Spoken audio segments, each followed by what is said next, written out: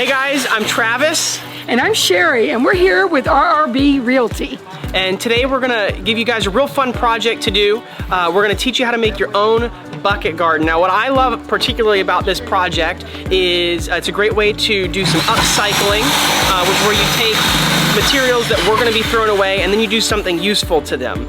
So we're gonna be doing some upcycling today, and we're gonna be making a bucket garden, which is great whether you wanna grow herbs or vegetables, or really you can put anything in them.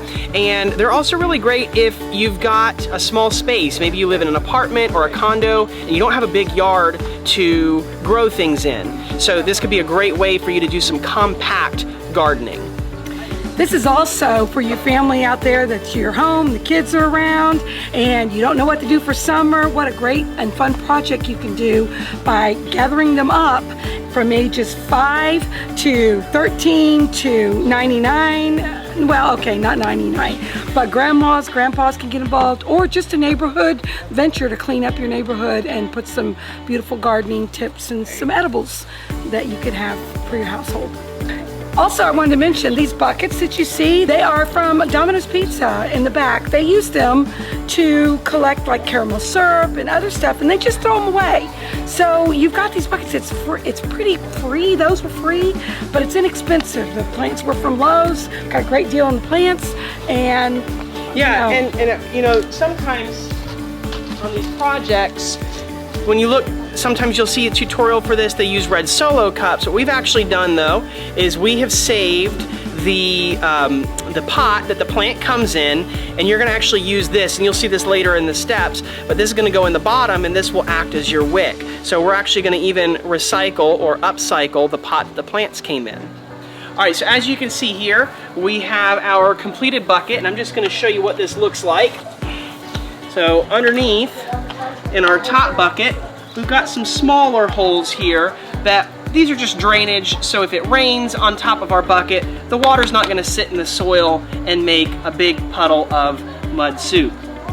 And then we've got our pot, and this is gonna sit down inside of the lower bucket, and it's gonna act like a wick on an oil lamp, and it's gonna suck that water up into the soil. And then here's our PVC pipe. Now I've drilled a small hole in the side of mine, or you can make a small cut with a saw or something like that, just so that when you water this, the water's gonna come out through this hole into our reservoir. And so this bottom bucket here is gonna act like a reservoir.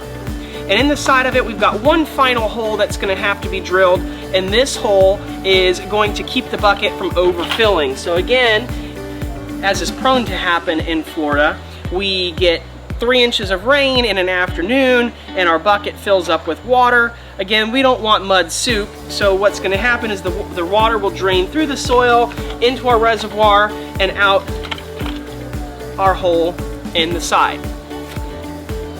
Okay, so you're gonna need a couple of different things here. First of all, you're gonna need 2 5-gallon buckets. You can buy them at Lowe's, Home Depot, Walmart, Amazon, or if you'd like to do some upcycling, you can go to a local restaurant who's gonna throw them out anyway, and you can pick these up for free. The next thing you're gonna need is about a 1-inch PVC pipe is fine. And if you don't have a pipe that's the right length already, you may need some PVC cutters. You're gonna need a hole saw that's about the same size as your PVC pipe to drill the first hole. We're gonna need a drill, and a drill bit about a 1/4 inch will do. We're gonna need a rather large hole saw, and that's gonna be for a large hole that goes in the bottom where our pot is going to fit. Now, if you have a hole saw that's the right size, that's great. You may have one bigger than this that will match the size of the bottom of your pot, but mine is just a little bit too small. So I've got myself a jigsaw, and what I can do is I can use the big hole saw to get it started, and I can use the jigsaw to cut out the rest of the hole so that my pot fits down at the bottom.